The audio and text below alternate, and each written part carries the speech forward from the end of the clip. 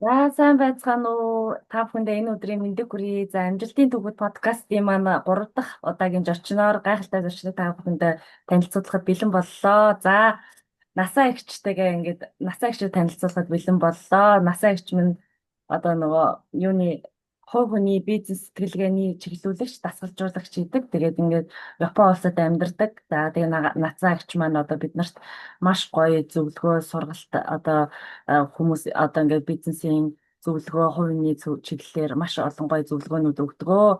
За тэгээд би хүртэл одоо ингээд зөвлөгөө аваад бас агчаас ингээд явж байгаа. Тэгээд бид хоёр өнөөдөр юуны талаар ярилцах вэ гэхээр ганцаардл бол амжилт ганцаардлыг амжилт болгох нь гэдэг сэдвээр бид хоёр ярилцъя гэж бодож байна. Тэгээд энэ талаараа бид хоёр одоо ярилцъя. За эхлээд насаа агч та өөрийгөө танилцуулна уу? За тэгээд энэ ганцаардл амжилт яаж болгох вэ гэдэг талаар сэтгэлтэй хуваалцаач гэж урьж байна. За. За намайг Батнасан гэдэг. Би одоо а, Япон улсад ажиллаж амьдарч байгаа. За тэгээд би одоо нөгөө ганцаардлыг яаж амжилт болгох вэ талаар бол одоо би чиглүүлэгч, дасгалжуулагч гэдэг хувь хүн дээр одоо хувь хүнтэй шууд ингэж ярилцаж тухайн хүний одоо амжилтанд хүргэх талаар одоо ингэж чиглүүлж, дасгалжуулж ингээд ажилладаг юм аа. Тэгээ Япон улсад одоо ирээд би ээжтэйгээ танилцаад бас ээжигээ чиглүүлээд хоёлаа ингээд амжилтанд хүрээд явж байгаа. Ээгийн маань одоо маш гоё өөрийгөө нээж чадсан. Тэг өөрийнхөө одоо дуртай, сонирхолтой юм одоо ингээд хийгээд эхлүүлээд явж байгаа. Одоо энэ амжилтын төв гэсэн подкастыг хийгээд ямарваа нэг юм эхлүүлнэ гэдэг чинь ерөөсөө тухайн хүний одоо амжилтанд хүрэх амжилтын 70% явж идэг. Цаашаа 30% бол одоо тэр хүн өөрөө ингээд дадал болгоод цаашаа хэрэгжүүлэх нь ерөөсөө ингээд амжилтанд хүрэх боломж гарч ирдгийг. Тэгэхээр манай ээгийг бол одоо ингээд одоо бараг 80% дээр явж байна. Одоо цаана 20% л байгаа. Одоо ингээд жигдэрсэн гэсэн үг. Хүн ерөөсөө эхлэнэ гэдэг л амжилтын 70%. Тэгэл цаашаа бол ерөөсөө ингээд аажимдаа явцдаг. Хамгийн гол нь тэрийг эхлүүлэхэд хүн ерөөсөө зориг дутдаг. Үйлдэл хоёр л дутдаг. Энэ хоёрыг эхлүүлсэн байх. Тэгээ дээр нь өөрөө нөгөө хийх гэж байгаа өөрийнхөө хүсэл мөрөөдөл хоббигоо ингээ олцсон үед бол тэрийг ингээ цаашаа аваад явах нь ерөөсөө л хамгийн гол юм бол ерөөсөө тууштай байх. Тэгээд ээжитэйгээ танилцаад ээжигээ одоо ингээд чиглүүлээд амжилтанд хүргээд ер нь бол амжилтын 80% хийцээ явж байгаа. Тэгээд ээжидээ бас ингээд надтай учирсанд хоёулаа одоо ингээд учрах тавилантай учраас бид нар уулзаад энэ одоо амжилтын эхлэлийг тавьцсан явж байна. Тэгээд талархаж байна. За маш Ээжидээ. баярлалаа. Тэгээд насаагчтайгаа уулзсандаа бас маш их баярлж байна. За тэгээд одоо бид хоёр ингээд ганцаардлыг яаж амжилт болгох вэ гэдэг сэдвээр ингээд өнөөдөр ярилцъя гэж бодлоо. Тэгээд манай насаагч минь одоо ягаад бид нар одоо ингээд Японд гадаадад ингээд амьдардаг. Одоо миний хувьд болохоор гадаадад одоо ингээд Ишикава Нанайоши гэдэг бүр хөдөө газар би амьдарч ирсэн. Тэгээд тэнд би 5 жил амьдарсан. Тэгээд ганцаардл гэдэг юм бид нар ингээ Монголоос ирэхээр юу ч мэдэхгүй ингээл их сэтгэлийн хөөрлөөр ингээл эртгэлтэй ингээд одоо тэгээд энэ гадаадад очихоор л их сайхан амьдарчин гэж бодож ирдэг. Тэгээд ямар сэтгэл зүйн бэлтгэл байхгүй тэгээд энд ямар тэр тухайн орчин нөхцөлөө ерөөсө судлаагүй ирдэг. Тэгээд тийм учраас бас сайн ч тал байна, муу ч тал байна. Бас дутагдaltaй талч бас ямарваа нэгэн юмд бас тийм байдаг, хоёр талтай байдаг. Тийм учраас одоо ингээд маш их ганцаарддаг. Яагаад гэвэл одоо тэр хэл усыг мэдэхгүй, тэр орчинд нь очиод манай нутгийн хүмүүс байхгүй. Одоо тэгээд тэр ганцаардл хүн болгон л одоо учирдаг Японд ирсэн хүн болгон л одоо тулгардаг байх гэж бодож байна. Одоо энэ хэрвээ энэ ганцаардл гэж ер нь таны бодлоор юу вэ? Ганцаардлаас одоо хэрхэн одоо ямар байдлаар даван туулж явах вэ? Тэгээ одоо Монголоос ирж байгаа хүмүүс бай. Ер нь энэ ганцаардлыг одоо яаж одоо энэ ирж байгаа хүүхдүүд ч бай нэг даван туулах юм сэтгэл санааны юм ямар хуу бэлтгэлтэй байвал зүгээр вэ гэдэг тийм асуултуудыг асууя гэж бодсон юм аа. За ганцаардл гэдэг бол ер нь маш олон төрлийн юм дээрээс хүмүүс ганцаардлын байдалд ордог.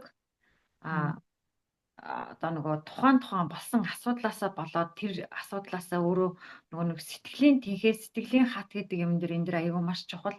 Сэтгэлийн тэнхээ ямарваа нэг юмыг өөдрөгөр одоо өөрөө бодож сэтгэж даван туулах тийм сэтгэл зүйн бэлтгэлтэй байж чадаагүйгаасаа болоод хүмүүс ингээ аюу их ганцаардалд ордог.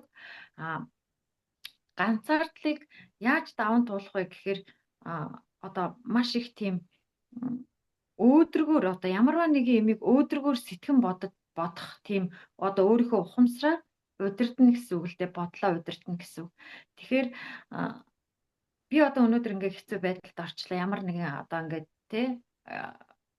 одоо асуудлаас ч юм уу эсвэл одоо гэр бүлийнхэнтэйгээ ингээ халуун дулаан дотн уур амьсгалтай найз нөхдөдөө ойр дотн одоо ингээд ялангуяа монгол хүмүүс бол нөгөө ах дүү гэр бүлсэг ойр дотн ерөөсөө юм халуун дулаан уур амьсгал дотор ингэж амьдарч исэн улсууд гинт ингээд нөгөө нэг сэтгэлийн хөдлөлөөр бид нар аягүй хэмиг шийддэг байгаа байхгүй юу?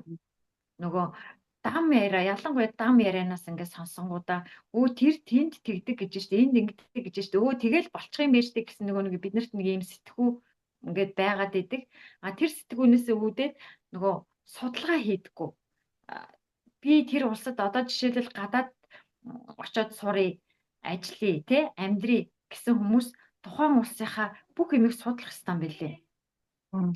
Тухайн улсынхаа бүх юмыг ингээд судлаад энд би зогсож чадах уу? Би энд очоод би амьдарч чадах уу? Би суралцаж чадах уу? Энэ улсын одоо нөгөө бидний 20 жилийн өмнөхийг бодвол одоо ч сошиал ертөнц хөгжсөн, сошиалс маш их судалгаа хийж олно.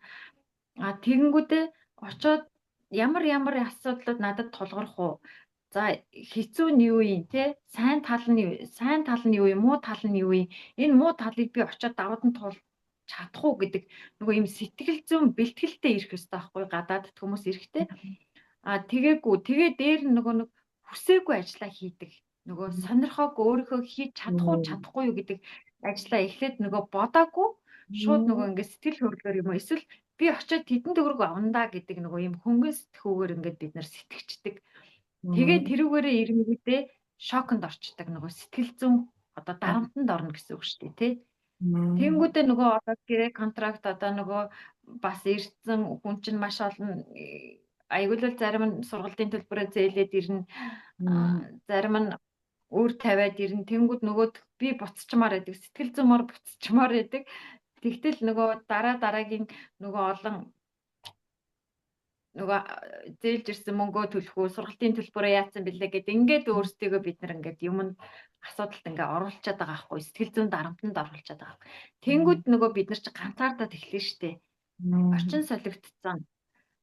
Ажлын дуртай ажил нь биш би яг энэ сургуульд би сурах гэж яг чин сэтгэлээсээ би энэ мэргэжлийг сонгоход сурах гэж ирсэн үгүй юу гэдэг дээрээ бас ингээд өөрөө шоконд орчихсон. Сэтгэл зүйн ганцаардалд орчихно. Тэгээд ирэнгүүд нөгөө хүн чинь ингээ бүх талаасаа ингээд сэтгэл зүйн ингээд одоо гутралд оронгуудаа тэр чинь ингээд явсаар агаад нөгөө ганцаардчдаг. Тэгээд нөгөө энд болж байгаа процессоо гэрийнхэндээ хэлж чаддаггүй. Нөгөө яг болж байгаа процессоо дэлгэрэнгүй нин нуугүй хэлэх хэрэгтэй. Ярих хэрэгтэй. Тэгээд ирэнгүүд гэр бүлийнхэн чинь ойлгоод ирэнгүүдээ одоо нөгөө яах вэ их үгээд ярилцах хэрэгтэй. Ер нь бол ярилцж ганцаардлаас даван туулна. Гарч чадна. Ярилцах хамгийн чухал.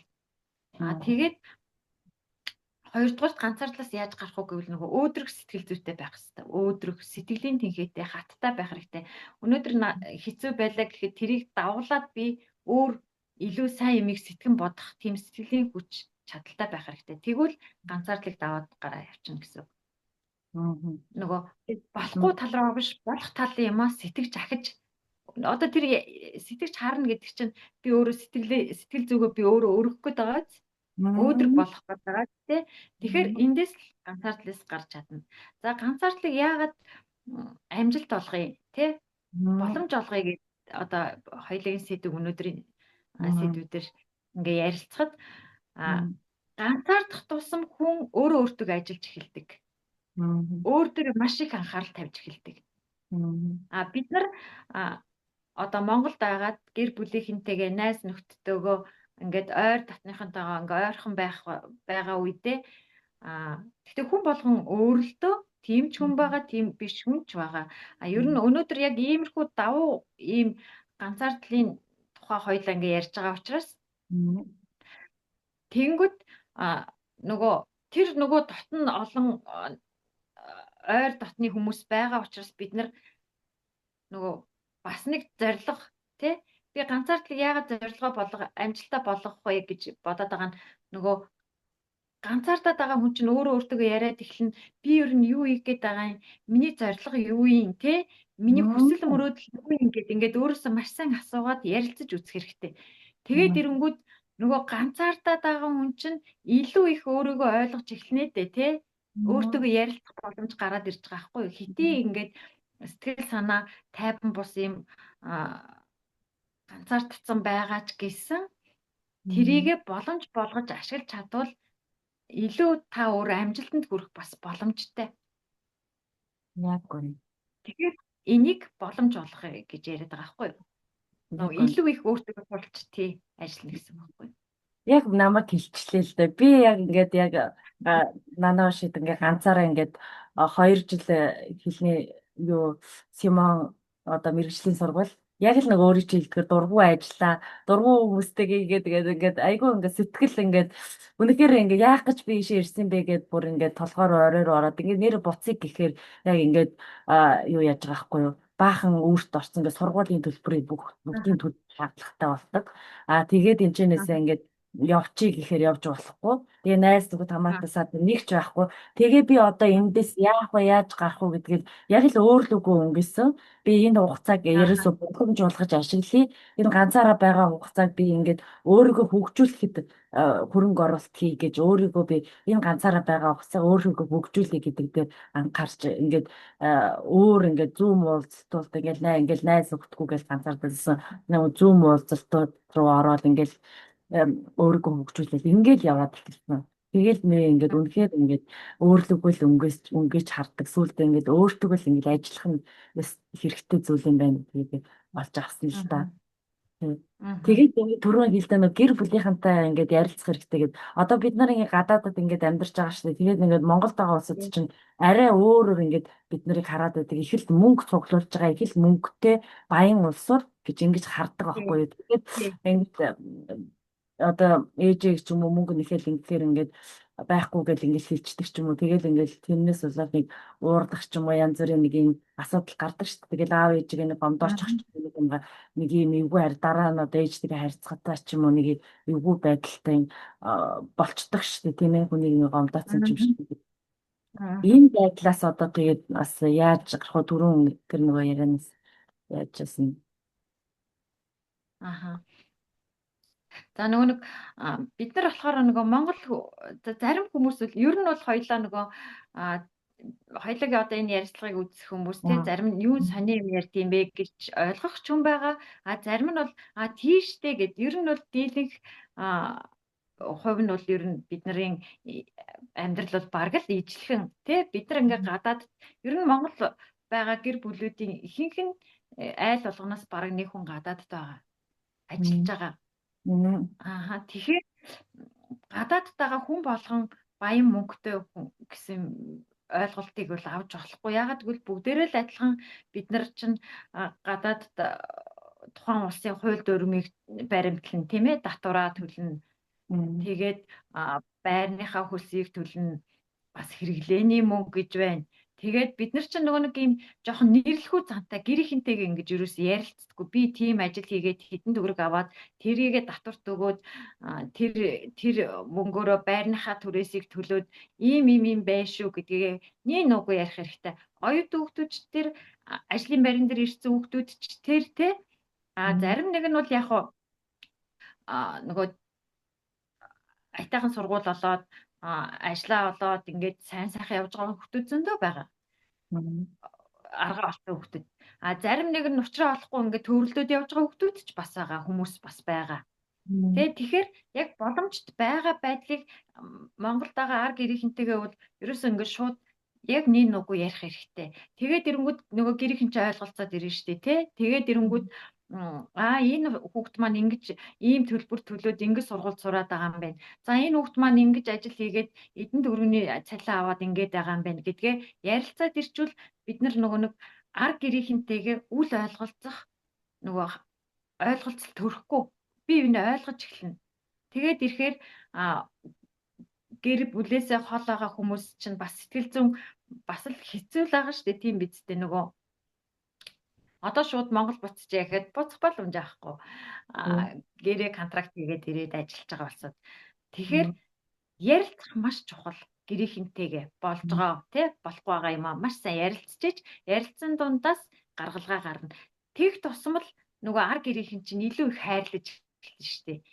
Бид нэр их чи эднэр ингэж ажиллаад байгаа юм байна. Ингэдгийм байх шүү гэд ингээд нөгөө ойлголтыг төрүүлэх ёстой. Хоёрдугаар тэр нөгөө сая гэр бүлийн харилцаан дээр ингээд нөгөө ээж аавтайгаа тийм муудалцах одоо үр хүүхдүүдтэйгээ бид нар чинь бас ингээд нөгөө үйл ойлголцлоос болоод бидний харилцаан дээр одоо өөр асуудал үүснэ шүү дээ тий. Тэгэхээр тэгж үүсэхгүй тулд одоо нөгөө би энэ ойлголцсон гэдэг юм чинь л айгүй чухал.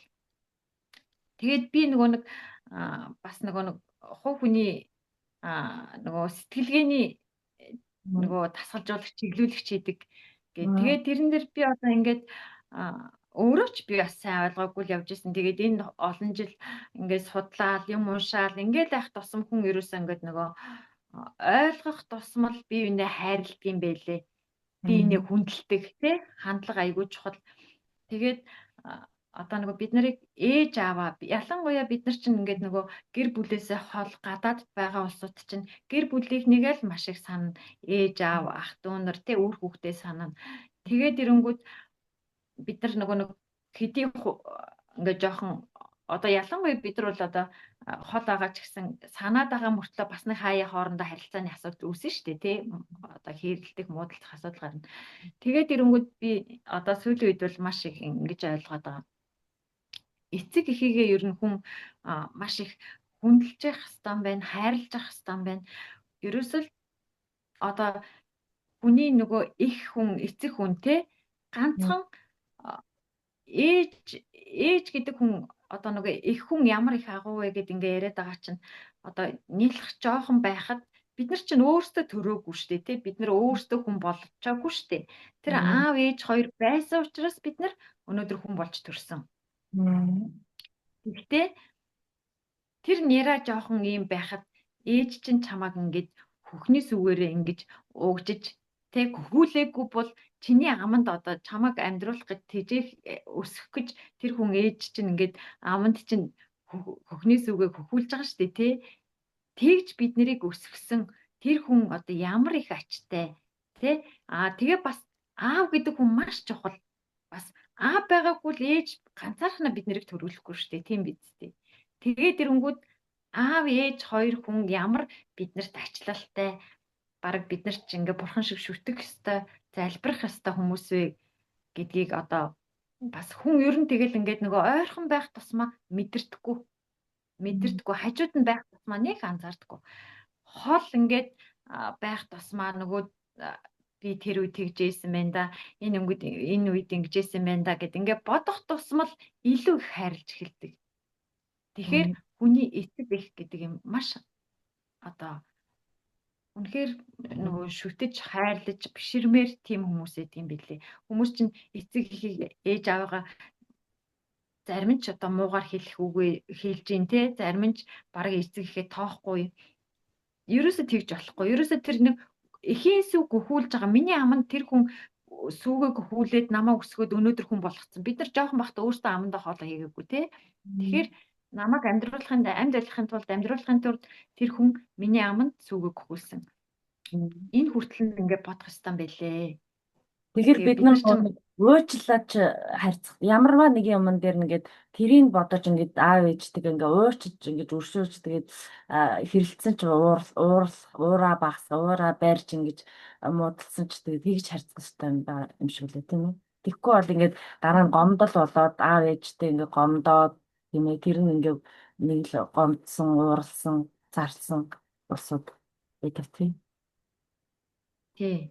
Тэг ер нь бол одоо нөгөө чамд ингээд таалагдахгүй мэдээж л хүн болгон өөр өөр гэсэн үзэл бодолтой тий байгаа шүү дээ. Тэгэхээр тухайн хүний одоо ээж аавынхаа тэр хэлж байгаа үгийг чамд хэрэгтэйг нь аваад тэр хүн илүү буруу юм хэлсэн ч тэрийг зөв талаар нь тусгаж л авах хэрэгтэй юм билээ л дээ. Яагаад гэвэл тэр хүн чинь надад нөгөө ингээд хайрлсан сэтгэлээр намайг гэсэндээ л тэр хүн юм хэлж байгаа тийм үү? Сайн муу ямар үг хэлээд байгаагаа мэдэхгүй байж болно.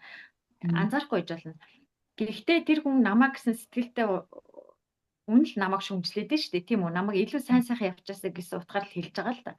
Тэрийг бид нэр зөв талаас нь хараад эцэг эхээ хүндлээд харин ч бүр өөдөөс нь ингээд дандаа сайн сайхан үг ингээд талархаад намайг өнөөдөр сайхан хайраараа тий ингэж намайг тэтгэж өсгөж хүмүүжүүлсэн аав ээжтэй талархаад ингээл сайн сайхан үг хэлээл байх хэрэгтэй юм билээ. Ер нь бол ганцаардал гэдэг юмнаас ганцаараа гадаадд амьдраад ингээд явах тусмал илүү их л юмыг ойлгодог, тунгаадаг, боддог, илүү их хүмүүсийг хайрладаг, хүндэлдэг ийм л болдог. Яг энэ одоо гадаадд ганцаараа амьдраад ингээ явж байгаа хүмүүс бол би ер нь өөртөө л аягүй сайн ярьж үзэх хэрэгтэй. Миний хүсэл зорилго юу юм? Би одоо яг энд ингээ ганцаараа ингээ ажиллаж байгаа ч гэсэн би ер нь яг юу хийх хүсэл зорилготой юм? Би ер нь энэ хорвоо дэлхий дээр ирчээд би ер нь юу хийх гээд ирсэн бэ? Миний зорилго юу вэ гэд ингээд нэг өөрөөсөө асуух хэрэгтэй юм билээ. Тэгээд асуугаад ингээд өөртөө л аягүй сайн ярилцаад ингээд ойлгоод одоо хэцүү байсан ч тэрийг боломж гэж хараад одоо ажиллаж тий одоо бас өөрийнхөө тодорхой хэмжээний хүсэл мөрөөдлөг биелүүлээд үнэхээр одоо боломжгүй би энд одоо ажиллах юугүй байна. Би ер нь Монголд очиж ажиллах хэрэгтэй байна гэвэл бас тэр тухайн хүний өөрийнх нь нөгөө бас л хүсэл мөрөөдөл шүү дээ тий. Би хаана юу хиймээр вэ? Тэр нөгөө сэтгэл зүгөө амар амгалан байлгах тэр тухайн тэр тавтай орчиндөө л байж хүн ажиллаж амьдарч иж сэтгэлийн нөгөө амар амгаланг аягүй сайн мэдэрч амьдрна гэсэн үг. Тийм болохоор зорилгоо зөв тодорхойлж гадаадд ажлын амьдрий сурыг гэж ер нь маш сайн төлөвлөж судлаж ирэх ёстой юм билээ. Тийм тэгээд ганцаардлаа амжилт болгохын тулд тэрийг одоо эхлүүл хэрэгтэй. Бас хүн болгонд өөр ингэсэн бас бодож авдаг тий. Би ийм юм хийчихсэн. Би энэ чиглэлээр сурчгаасан. Би энэ чиглэлээр ажиллаж гайсан. Би энийг ингэж хийвэл миний одоо чадвар юу вэ те? Би энэ чадвараа ашиглаад ингэж хийчихдэг юм уу гэд. Ингээд өөрийнхөө л тэр тухайн одоо хүсэж мөрөөдөд байгаа тэр юмаа л ингэж ил гаргаж ирэх хэрэгтэй. Зоригтой байх. Зориг л үйлдэл хийл гэж байгаа байхгүй юу? Тэгээд багаар одоо шууд ингээд хийгээл амжилт шууд надад ороод ирнэ гэж бол байхгүй шүү дээ. Ямарваа нэг юмд нөгөө ингээд багаар хийн. Чи өөрөө хийхгүй бодож явснаас хийж эхлээд тэр нөгөө хийх тусмал хүний нөгөө нэг ахиц гарч ирнэ шүү дээ. Амжилт гарч ирнэ шүү дээ тий. Энийг би ингэж хийчингүүд ингэчлээ. Энийг ингэж хийчвэл би ингэх юм байж тээ гэд ингээд нөгөө үйлдэл хийсэн хүн л ингээд нөгөө цаашаа амжилтанд хүрээд яваад идэг. Тэрийг хамгийн гол нь тууштай хийх хэрэгтэй. Заавал их хэмжээгээр биш ч гэсэн багаар. Миний хэлэх дуртай үг бол би нөгөө бага ашгаар удаан хугацаанд оршин тогтнох. Одоо бизнес дээр бол тэгжил хийх хэрэгтэй. Ямар гоё юм бэ. За тэгээд маш их баярлалаа. Тэгээд өөр одоо танд одоо хэлж ярих юу вэ? Хүмүүс одоо ийм л нэг зүйл хэлээд өгчий. Одоо энэ залуучуудад ингээд юм хэлээд өгчий. Одоо Монголоос ирж байгаа залуучууд ч юм уу одоо ингээд гадаадд руу явах гэж байгаа айл орон ч юм тэгээ энэ хүмүүст хэлээд өгчий гэсэн юм юу вэ? Танд одоо. За миний хувьд бол би мэдээж хүн болгонд л хүсэл мөрөөдөл байгаа тий. Би сурч гайсан. Би тэнд очиж ингэж ажил хийгээд үзчихсэн, тэгчгээсэн гэсэн хүсэл мөрөөдөл байгаа. Хамгийн гол нь тэр хүсэл мөрөөдлөө хийхээсээ өмнө судалгаа хийх хэрэгтэй. Маш сайн судлах хэрэгтэй. Орчноо судал тухайн орны хүмүүсийн харилцаа хандлага нь ямар байдгийг, тухайн орны одоо байрны түрээс нь хэд байна, тэ? Сургалтын төлбөр нь хэд байна. За эсвэл би тухайн оронд очиод ажлын цалин авал хэд авах уу? Би татвараа төлөөд хэд авах уу? Байраа төлөөд хэд байх уу гэд ингээд судалгаа маш сайн хийх хэрэгтэй. Судалж ирээгүйгээсээ болоод нөгөө яг нөгөө тухайн хүний хүсэж мөрөөдөд байсан нөгөө зүйл нь биш болоод ирэнгүүт хүмүүс сэтгэл зүйн шоконд ороод, гутралд ороод, тэгээд ганцаардалд ороод.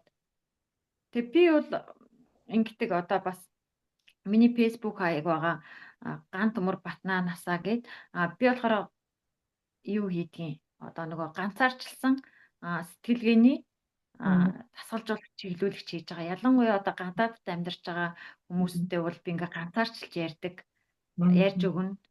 Тэгээд тухайн хүн одоо би энэ ганцаардлаа амжилт олгоё гэвэл би ингэж ярилцчааж тухайн хүний нөгөө одоо гоё амжилт хийх, амжилтанд хүрэх тийм боломжийг бас ингээ ярилцаж гаргаж өгдөг. Тийм одоо чиглүүлэгч, дасгалжуулагч хийж байгаа. Тухайн хүн бол өөрөө хамгийн гол нь нөгөө хүний хэлсэн, чиглүүлсэн одоо чиглүүлж байгаа тухайн тэр зүйлийг би өөрөө би өөрөө энийг би хийж амжилтанд хүрье, тууштай бай гэсэн тийм л нөгөө сонсоод хүнээс юм сонсоод хийж чаддаг тийм л хүмүүсийг ингэж чиглүүл тасгалж өгөх дуртай. Тийм. Тэгээ ер нь маш их судалгаа хэрэгтэй шүү. Гадаадд амьдрыг гэвэл судалгаа хийж ижил ирэх хэрэгтэй. Судлаагүйгаасаа болж одоо нөгөө маш их одоо юу сэтгэл зүйн маш их сэтгэл зүйн санамрах гэх маш их. Тэгээд эх орноос хол, ээж аваас хол ингээд бүх юмнаас хол ингээд гав ганцаараа нэг ингээд газар ирэхээр гэл ингээд төсөөлөхөр ямар санагдчихэв. Тийм нөхцөл байдал ороод би яах ёстой гэд үнэхээр тэрнээс даван туулж гарна гэдэг бол үнэхээр сэтгэлийн хүч хэрэгтэй юм байлээ шүү гэд хэлмээр санагдав. Тийм маш их сэтгэл зүйн бэлтгэлтэй л ирэх хэрэгтэй тий. Би очиод ингэж одоо тэгж цаг наргүй ажиллавал би тэр цаг наргүй ажиллаж чадна гэсэн сэтгэл зүйн бэлтгэлтэй ах хэрэгтэй. Эсвэл би сурах гэж байгаа бол би сургахаа хажуугаар цаг наргүй ажиллаж чадна гэсэн сэтгэл зүйн бэлтгэлтэй байх хэрэгтэй. Би очичоод гэрийнхнийгээ санахгүй би сэтгэл зүгөө удирдаад ингээд цаашаа зорилготой хүрээд явж чаднаа гэсэн бас сэтгэл зүйн бэлтгэлтэй байх хэрэгтэй. Ер нь бол гадаад оронд очиод амьдрна гэдэг бол ер нь тухайн улсын хууль дүрмийг сахина, тухайн орчинд ямар хууль дүрмтэй энэ тэрийг сахиж тухайн орчинд дасан зохицох чадвартай тийм сэтгэл зүйн бэлтгэлтэй л байж иж ер нь хүн гадаад ажиллаж амьдрна гэсэн үг. Тэгэхээр чи яг нөгөө хүмүүс боддог байхгүй. Тэгэл гадаадад ажиллаж амир маш их мөнгө хураагаал айгүй их баян айгүй сайхан ингээл байна гэж хүмүүс нэг бас ойлгоод идэм шиг байгаа. Яг хөө тэгж ус байгаа л да мэдээч хэрэг бас сайхан л байгаа.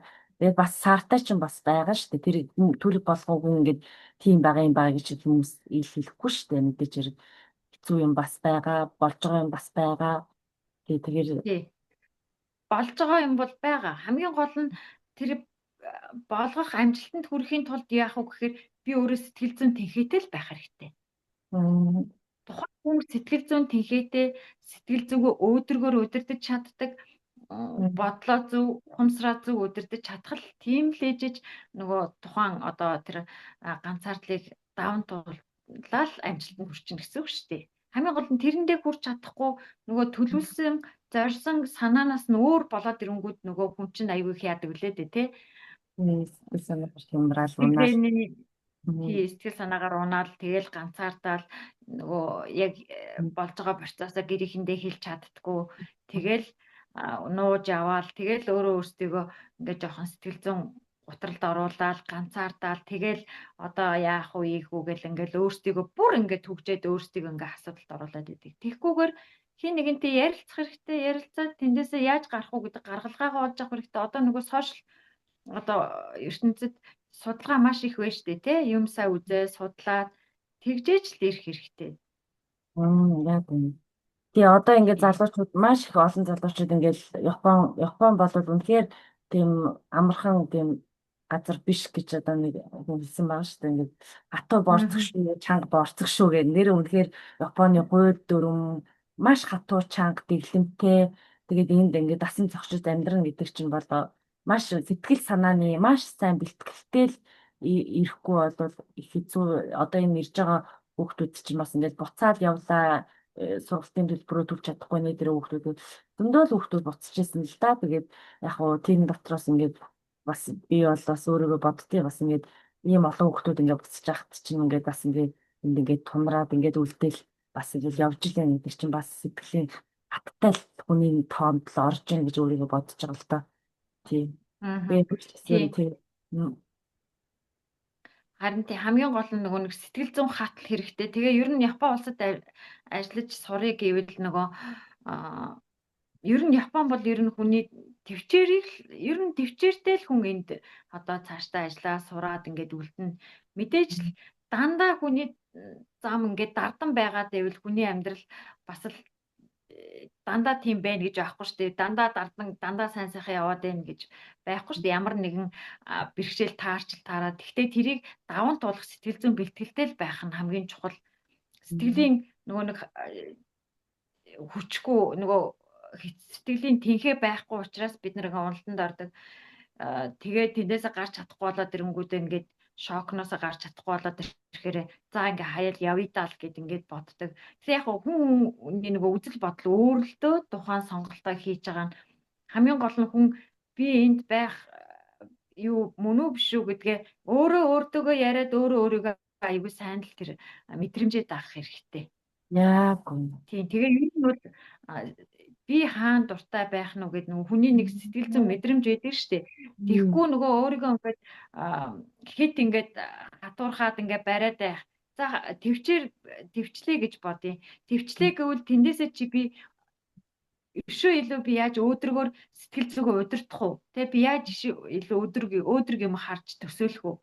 Тэр өөдрөг юмороо төсөөлж иж тэр хүн өөрийнхөө сэтгэл зүг өргөж иж тэр ганцаардлаас өөрийгөө авч гарна гэсэн үг байхгүй юу? За. Нөгөө ингэж уналтын юм бодоод байвал унаалын өөдрөг юм харин ч унтсан байгаа үедээ эсэргээр өөдрөг юм бодчих тэндээс даван тулж гарна гэсэн үг. Хамгийн гол нь л өөдрөг байх хэрэгтэй. Маш их баярлалаа. Өнөөдрийн ярилцлагыг маш ингээ ярих гэж цааш нь яриад байвал үргэлжлүүлээ ярмаар байна.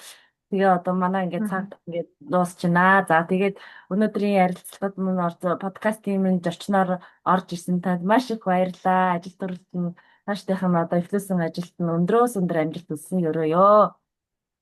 За Маш баярлалаа. Ингээд намайг уурж оруулсанд баярлалаа. Эгээдээ. За маш их баярлалаа.